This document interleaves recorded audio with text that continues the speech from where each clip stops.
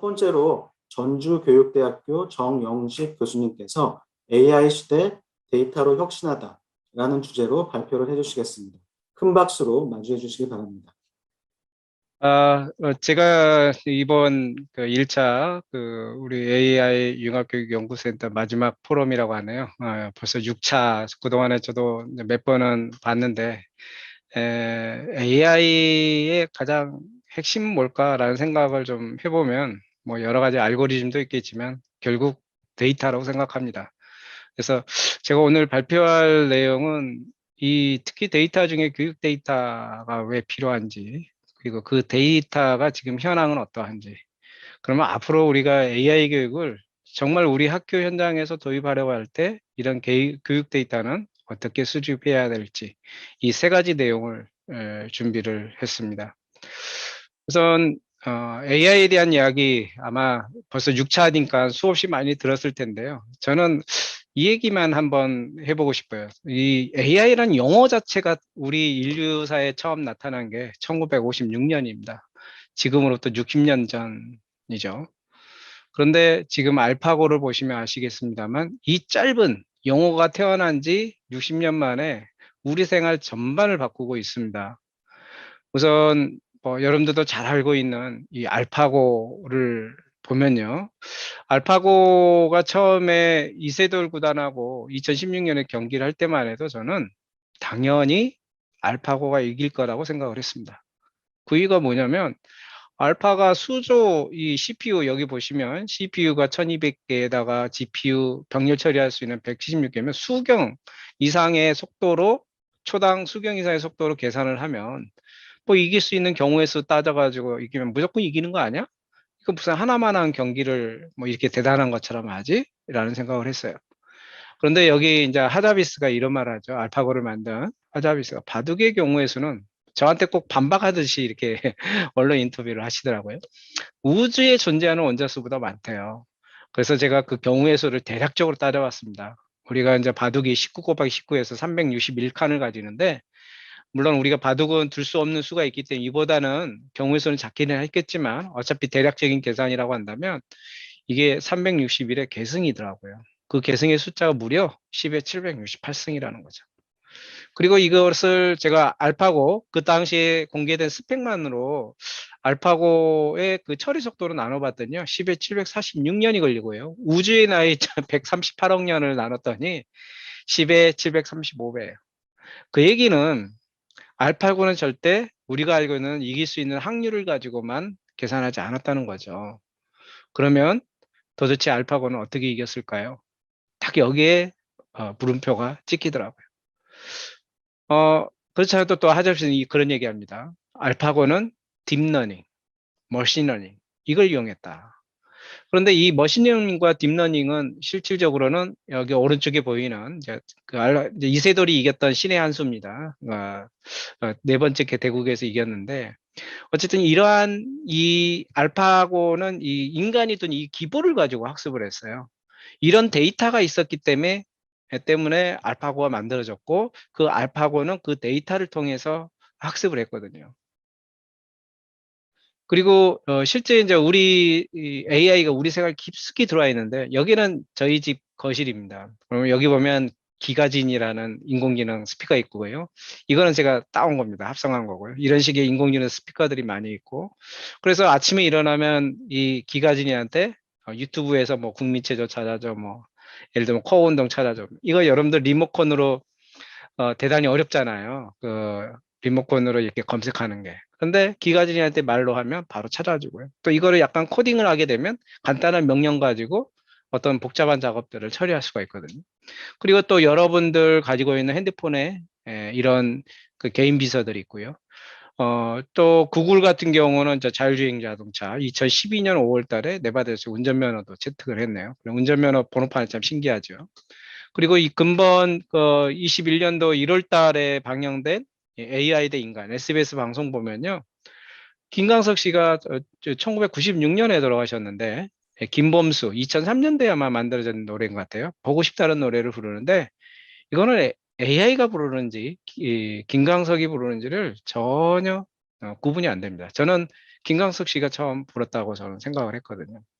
그리고 우리 아이들이 많이 사용하는 여러 가지 어플들, 이미지, 사진들을 보정하는 어플들, 이런 어플들만 해도 우리 과거에는 그 포토샵이나 프리미어를 이용해서 정말 많은 시간 동안 그 편집을 했습니다만 지금은 그냥 버튼 그냥 그 터치하고 관련된 이미지 클릭만 해줘도 이렇게 합성이 되고요. 더 나아가서는 주식을 투자하거나 박세리 선수하고 이렇게 골프를 치거나 아니면 범죄 프로파일러 역할도 하고 이런 식으로 우리 생활 깊숙이 이미 우리 AI가 들어와 있습니다. 근데 이런 AI를 우리 교육에 활용한다면 대단한 장점들이 있을 것 같아요. 우선은 AI가 가진 기본적인 특징이 있죠.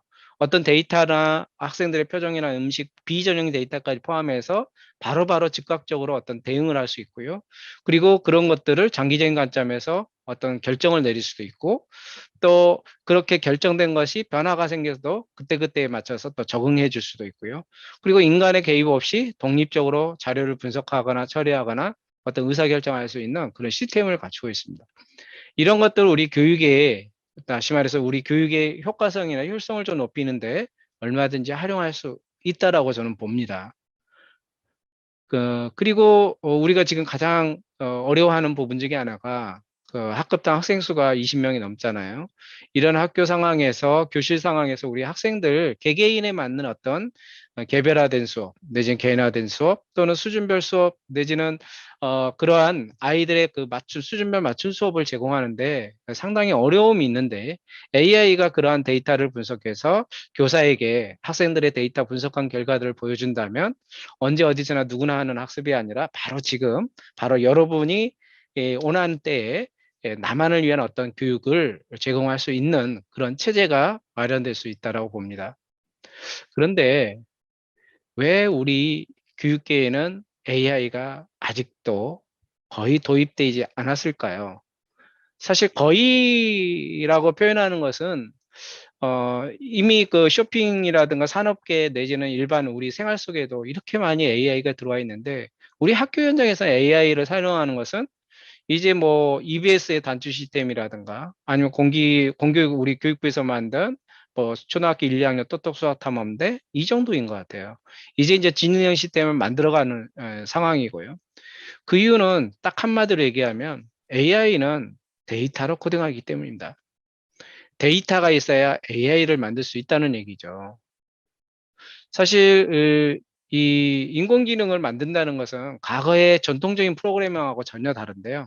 예를 들면 어떤 데이터를 입력하고 그거에 대한 아웃풋을 만들어내려면 아무리 간단한 수식이라도 그것을 인간이 만들어내야 됩니다. 소위 말해 알고리즘을 만들고 그 만들어진 알고리즘을 프로그램 언어로 번안하는 작업을 해야만이 하나의 프로그램을 만들 수 있는데요. 근데 인공지능 프로그램은 데이터와 결과만 있어도 그 인공지능이 우리가 인간이 그동안 끙끙대면서 만들어냈던 알고리즘들을 만들어내요. 특히 비정형 데이터에서 아주 훌륭한 결과물을 내는데요. 예를 들면 이미지를 보여주고 이게 강아지인지 닭인지 소인지 이런 거야 금방 맞힐지 모르겠지만 사실은 강아지 내에서도 여러 종류들 있잖아요. 그런 종류들을 맞힐 때 그 공통적인 패턴을 찾는다는 그 인간은 대단히 어려운 부분이 있습니다. 그런데 그런 것들을 패턴을 찾아서 프로그램을 만든다는 것은 사실상 거의 불가능하겠죠. 그런데 인공지능은 그러한 데이터와 이게 뭐다라는 어떤 결과물, 정답이죠. 라벨이라고 하는 이런 것들을 주게 되면 그거에 대한 공통적인 패턴이라든가 이런 걸 찾아서 하나의 알고리즘을 만들어냅니다. 이것이 인공지능 프로그램의 차이점인데 결국 핵심은 뭐냐면 데이터라는 거죠. 입력 데이터도 마찬가지고 또 아웃풋 하나의 데이터인 거죠. 이런 데이터들이 모아져야 하나의 프로그램이 만들어지고 그 프로그램을 통해서 우리 교육에서 활용할 수 있다는 거죠. 결국 그 AI가 우리 교육에 들어오려면 AI 교육이 제대로 이루어지려면 데이터가 필요한 거고요. 그 데이터를 수집하는 어떤 체계가 지금부터라도 만들어져야 되는 상황이죠. 그러면 우리 교육계의 어떤 그 교육 데이터는 어느 정도인지 한번 제가 살펴보면요. 우선은 교육정보화가 이번에 코로나 상황으로 큰 위기를 극복할 수 있는 학교를 그나마 온라인이라도 이렇게 오픈할 수 있는 계기가 되었던 건데 그게 바로 교육정보화 사업이죠. 제가 이제 처음 교직에 이제 초등학교 교직에 들어온 게 96년이었던 것 같아요. 그때만 해도 교단 선진화 사업이라고 해서 처음 모든 초중고 학교에 PC가 도입되고 인터넷 256K 잠들지 않는 밤에 이런 어플들이 들어오기 시작을 했습니다. 그런 과정을 거쳐서 교육정보 2000년대에는 활발하게 교육정보 사업들이 이루어졌는데요. ICT 교육이나 이러닝, 유러닝, 스마트 교육 등이 시작되면서 사실 다양한 시스템들이 만들어졌습니다. 학습 관리할 수 있는 이학습단화, 방송통신중고등학교, EBSI, 뭐 또 학습 자료로 관련된 에듀넷, 그때는 중앙교수학센터가 있었고요. 또 요즘은 이제 티클리어로 이제 이름도 명칭 바꿨죠. 그리고 학습 평가와 관련된 시스템, 학습을 지원하는 여러 가지 시스템들, 특히 나이스, 뭐 이런 시스템들이 도입이 되면서 사실은 시스템은 결국 로그라든가 학생들의 사용 이력들을 충분히 저장하고 있었어요. 나이스 같은 경우 사실은 전 국민 데이터 아닙니까? 그런데도 불구하고 이 데이터들이 현재는 제대로 활용되지 않고 있죠. 여기 보시면 지금 이거는 온라인 수업인데요. 이거는 이제 중고등학교 학생들, 그러니까 어, 학교에서 개설되지 않는 과목이라든가 전출입이 생겼을 때 발생해서 전출입 생겼을 때 과목을 수강하지 못했을 때 수강할 수 있는 이런 수업들이 사실은 오래전부터 온라인 수업은 있었습니다. 이런 온라인 수업이 한 6천여 명이 활용하고 있고요. 그다음 이학습도 같은 경우 약 344만 명, 그리고 교원도 21만 명이 사용하고 있네요. EBS 컨텐츠 같은 경우는 지난 코로나 상황에서 거의 뭐 초등은 뭐 5배, 6배, 그리고 중학교는 4배, 고등학교 2배 등 정말 많은 데이터들이 쏟아지고 있죠. 그리고 그게 실제로 저장이 되고 있어요. 그럼에도 불구하고 왜 우리는 이 AI를 활용할 수 없고 이 데이터를 우리가 활용할 수 없는가에 대한 부분이죠. 우선은 제가 데이터를 우리 각 정부기관에서 만들어진 데이터를 공유하는 사이트가 있습니다. data.co.kr 공공 데이터 포털인데요. 이 데이터에 보니까 어제 제가 이 강의 자료를 마지막으로 점검하면서 어제 검색해 보니까 58,764건의 데이터가 있어요. 꽤 많은 건가요? 사실은 뭐 많은 데이터가 아닙니다. 한 6만 건도 안 되는 데이터죠. 우리나라 전체가 국가에서 공유하고 있는 데이터니까요. 그런데 그 중에서도요, 교육 분야는 3,300여 건밖에 안 되고요. 전체 데이터 5.8%밖에 안 돼요. 근데 사실 여기 있는 데이터 그러면 3천여 건이라도 다 쓸 수 있느냐? 아니요. 우리가 AI를 코딩하려면 AI가 인식할 수 있는 어떤 체제로 만들어줘야 되는데요. 그 작업이 정말 많은 시간이 걸립니다. 그래서 공통된 어떤 표준에 따라서 데이터를 공개를 하게 되는데 대표적인 CS 파일, 컴마로 구분해주는 JSON, RDF, XML 등 여러 가지 표준 데이터를 공개를 해야만 우리 이제 프로그래머들이라든가 아니면 AI 어떤 엔진들이 그걸 인식할 수 있는데 표준화된 데이터는 608건, 17%밖에 안 됩니다. 근데 실제로 제가 검색을 해보니까요. 말이 608건인지 실제 데이터대 온 거는 하나, 둘, 셋, 넷, 다, 일곱, 여덟, 아홉, 10개? 아홉 개인가요? 이 정도 셋밖에 안 돼요. 이게 우리 교육 데이터에 대해 현실입니다. 여기 데이터 보면 학교 위치라든가 이미 우리가 다 알고 있는 이런 정보 외에는 교육 데이터가 공개가 안 돼 있어요. 물론 나이스에서 일부 데이터를 공개하려고 준비하고 있고요.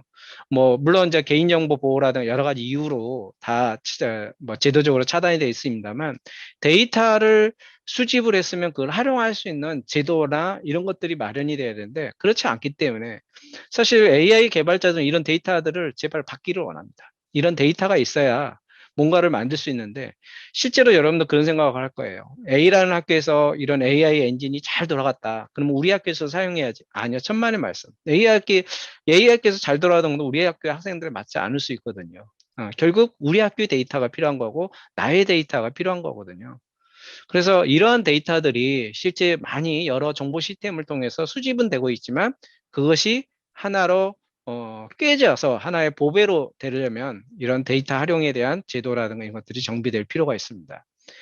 그리고 이 코로나로 인해서 이제 또 다른 데이터들이, 그동안의 데이터들은 컨텐츠라든가 아니면 어떤 행정의 어떤 결과, 학습의 결과물을 제공했다면, 코로나로 인해서 디지털 혁명이 되면서 학습의 과정들이 이제 데이터로 쏟아지고 있습니다.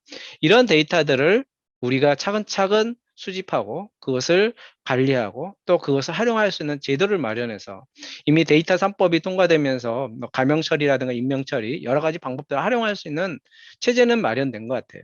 근데 교육계에서 이걸 열어주셔야 되는데 이런 부분들에 대해서 좀 아쉬움이 있죠. 그래서 그러면 이제 세 번째로 이런 데이터들을 이제 직접 우리가 수집하고 또 앞으로 AI가 활용할 수 있는 체계를 만들어줘야 되는데, 그러기 위해서 사실 마침 이 교육부에서도 2020년도 작년이죠. 11월 달에 인공지능 시대 교육 정책 방향의 핵심 과제를 발표를 했습니다. 이 내용의 핵심은 인간다움과 미래다움을 하나의 비전으로 갖고 앞으로 이 교육 정책을 펼쳐 나가겠다는 건데, 상당히 의미 있는 그 아젠다라고 생각합니다. 그 중에서 제가 눈에 띄었던 것은 바로 이 부분인데요. 그동안에 이제 한국교육개발원이나 여기서 운영하고 있는 교육정보 시스템, 통계 시스템 이런 것들을 그 빅데이터 시스템으로 확대하겠다는 이야기를 하고 있는데요. 그러면서 데이터를 통해서 우리가 미처 발견하지 못한 소외 지역의 학생들이라든가 이런 우리가 조금 그 눈여겨볼 수 없었던 것들을 그 데이터를 통해서 살펴보고 그걸 이용해서 앞으로의 교육 정책을 펼쳐나가겠다라는 그런 아젠다입니다. 상당히 자세히 잘 설명이 돼 있고 많은 아젠다를 가지고 있는데, 우리 선생님들께서도 한번 기회 되시면 이 보고서를 한번 살펴보면 좋을 것 같습니다. 그리고 당장 제가 우리 학교에서 이런 데이터 수집을 해서 필요한 게 뭘까라고 생각했을 때 저는 비하이드 정책을 당연히 실현해야 한다고 생각합니다. 아이들이 가지고 있는 단말기들을 학교에서 자유롭게 사용할 수 있었으면 좋겠어요. 왜냐하면 아까 얘기한 것처럼 데이터를 중앙에 수집하고 그것을 분석하는 데는 많은 어려움이 있어요. 개인정보라든가 어쨌든 특정 기관에서 수집한 거를 다른 기관에 주는 데는 여러 가지 법에 접촉되는 부분이 있거든요. 그런데 내 단말기에서 분석이 되고 내 단말기를 가지고 데이터를 추적해 나간다면, 그리고 내가 허락한 범위 내에서 어떤 중앙에서 수집할 수 있다면 사실은 그 AI가 필요로 하는 데이터 수집하는데 상당한 기여를 할 수 있죠. 그런 의미에서 학생들이 가지고 있는 단말기들을 학교에서 자유롭게 사용하고, 또 그러한 단말기를 사용할 수 없는 학생들에게는 뭐 대여를 해준다든가 무상으로 저소득 학생들에게 지원한다든가 이런 정책들을 같이 펼쳐나가야 될 것 같고요. 그리고 이미 이제 2007년부터 시작했던 사업이 있는데 디지털 교과서 사업이 있어요. 지금은 2015 개정교육과정에서 사회과학 영어인데, 이제는 교과서가 하나의 서책으로 끝나는 것이 아니라 하나의 교육 내용과 그런 상호작용, 플랫폼이 통합이 되는 하나의 플랫폼으로, 교육용 플랫폼으로 진화되어야 될 것으로 보입니다. 그래서 필요한 자료들을 어느 사이트에 가서 찾는 것이 아니고 그 사이트에서 주고받은 데이터가 그 사이트에서 저장되는 걸로 끝나는 것이 아니라 교과서라는 하나의 어떤 플랫폼 내에서 교육도 하고 낙서도 하고 거기서 댓글도 달고 거기서 여러 가지 학생들과의 상호작용하면서 그런 데이터들이 자연스럽게 단말기에 쌓이되고 그것을 우리 학생들이나 선생님들이 분석된 결과를 확인할 수 있는 이런 교과서를 플랫폼으로 하는 디지털 교과서 사업이나 온라인 교과서 사업들이 계속 확장되었으면 하는 생각이 듭니다. 그리고 그렇게 쌓인 데이터들을 힘겹게 쌓았는데 우리에게 주는 정보가 없다면 사실은 선생님들은 활용하는데 한계가 있겠죠. 열심히 데이터만 줬는데 나에게 주어지는 정보가 없다면 무의미하잖아요. 괜히 내 개인정보가 나가는 거 아닌가라는 걱정만 하죠. 그래서 결국 쌓인 데이터를 가지고 AI를 통해서 분석하는, 소위 말하는 학습 분석이죠.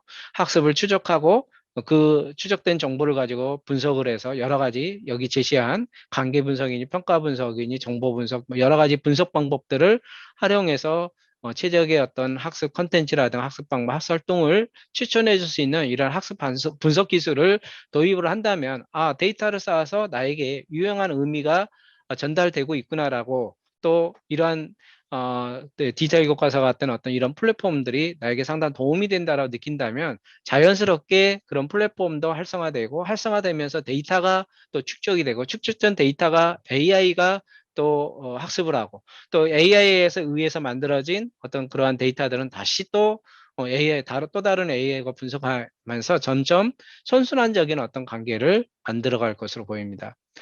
그리고 무엇보다도 데이터에 대한 편향, 데이터 교육에서 가장 중요한 부분이죠. 우리가 데이터로 코딩할 때 데이터를 예를 들면 푸들이라는 사진을 보고 푸들 강아지 사진을 보고 얘를 말티즈야 이렇게 가르친다면 AI는 푸들 사진을 보고 푸들을 보고 말티즈라고 얘기할 겁니다. 이런 식으로 데이터의 어떤 잘못된 것 또는 한쪽 데이터만 예를 들면 하얀색 푸들만 다 보여주면 계속 하얀색 푸들만 아마 어쩌면 검은색 푸들은 알아맞히지 못할 수도 있을 겁니다. 이런 식으로 데이터 편향에서 우리가 준비를 해야 될 것 같고요. 그리고 이러한 데이터를 통해서 만들어진 AI 교육을 체계적으로 준비할 필요가 있습니다. 인공지능 그 AI 자체를 이해하는 교육, 또 통제하는 교육뿐만 아니라 AI를 활용하는 교육. 또 우리 아이들이 직접 AI를 개발할 수도 있죠. 여러 가지 우리 선생님들이 또 예제를 들여서 오늘 발표를 하실 것 같은데요. 인공지능을 직접 개발도 해보고 그리고 무엇보다 중요한 인공지능 윤리 또 사용자 윤리뿐만 아니라 개발자 윤리까지를 챙길 수 있는 AI 교육이 같이 이 데이터 기반으로 추진되었으면 합니다. 마지막 맺은말입니다. 우리가 이 데이터가 얼마큼 중요한가를 이 두 그래프로 비교할 수가 있는데요. 우리는 대체적으로 1차 고사, 2차 고사 내지는 단절된 평가 방법을 사용합니다. 학기말 고사든 어떤 특정 시점에 시험을 보게 되는데요. 만약에 어떤 아이가 한번 1차 시험에서 100점을 받고 2차 시험에서 80점을 맞았다. 이게 B라는 학생입니다. A라는 학생은 70점에서 파란색이요. 70점에서 90점이 됐다. 그러면 우리는 당연히 이 두 아이를 평가할 때 B가 잘했다라고 저희는 평가를 합니다. 왜냐하면 평균이 두 번의 평가에서 90이잖아요. 이 학생은 82니까 당연히 B 학생이 92, 평균이 90이니까 훨씬 더 잘했어 라고 평가를 하고 말 겁니다. 그런데요. 이 사이사이에 중간에 데이터가 있다면 어떨까요? 이 아이가 공교롭게도 뭐 저희가 이제 극단적으로 표현하겠습니다. 100점에서 95점, 90점 이렇게 점점 줄여갔어요. 몇 번의 심사를 해보니까 지금 5번으로 돼 있긴 합니다만 수의 어떤 수행 평가를 해보니까 이 아이는 점점 향상됐어요. 결과적으로는 이 아이가 80밖에 평균이 안 될지 모르지만 또 이 아이는 90이나 될지 모르겠지만 많은 선생님들은 파란색의 A 학생들을 더 우수하다고 평가할 수 있을 겁니다. 이 아이들은 계속 90에서 95점 갈 가능성이 상당히 높게 보고요. 이 아이는 점점 낮아질 거라고 볼 겁니다. 근데 이 두 번의 평가 가지고는 이런 경향들을 보기가 쉽지가 않아요. 그런데 바로 이 데이터를 수집하고 그것을 분석을 하게 되면 AI는 당연히 이렇게 AI는 점점 떨어질 거예요. 그러면 이 아이를 다시 올라갈 수 있도록 뭔가 원인이 뭔지 그걸 분석하셔야 됩니다라고 우리 선생님들에게 정보를 줄 거고요. 이 학생은 반대로 비록 아직까지 90점, 평균이 80 정도밖에 안 될지 모르겠지만 앞으로 이 아이는 90에서 100점을 향해서 꾸준히 갈 겁니다. 더 격려를 해 주십시오. 이런 데이터를 얻을 수 있게 되는 거죠. 다시 말해서 우리가 꿈에도 그리던 성장과 변화를 평가하는 소위 말하는 절대평가가 도입되지 않을까라는 생각이 듭니다. 그리고 이번 코로나로 인해서 학습격차 발생해서 많은 어려움이 있었는데요. 이런 학습격차의 근본적인 원인은 저는 사실은 디지털 교육 역량 부족이라고 생각하거든요. 근데 우리 선생님들이 원격 수업상에서 25명이나 되는 학생들을 일일이 관찰하면서 평가하는 한계가 있습니다. 그런데 이런 AI 교육이 도입이 된다면 개별 학생들에 대한 정보를 분석된 결과를 참조를 해서 우리 아이들에게 개별화된 어떤 수업을 제공할 수 있을 거고요. 이러한 AI 교육이 가능하려면 결국 데이터가 수집이 되고 데이터가 필요한 거겠죠. 그래서 지금 당장은 AI 시스템들이 완성되어 있지 않아 있습니다. 우리 교육계에서는 이제 K-에듀 플랫폼이니 지능화 정보 시스템이니 시범적으로 개발을 하고 있고 ISP가 이제 진행되면서 완료되면서 이제 앞으로 이제 개발을 해 나갈 건데 문제는 그때 이제 만들고 나서 하기에는 사실 그때는 또 늦어요. 지금부터 체계적으로 데이터를 수집하고 데이터의 소중함을 알고 그것을 준비해 가는 것이 앞으로의 변화를 우리가 능동적으로 대처하는 방안이 아닐까라는 생각이 듭니다. 마지막으로 AI는 데이터로 코딩한다. 이 말로 정리하겠습니다. 감사합니다. 네, 발표를 해주신 정영식 교수님 감사드립니다. 데이터의 중요성에 대해서 말씀해 주신 정영식 교수님께 다시 한번 큰 박수 부탁드립니다.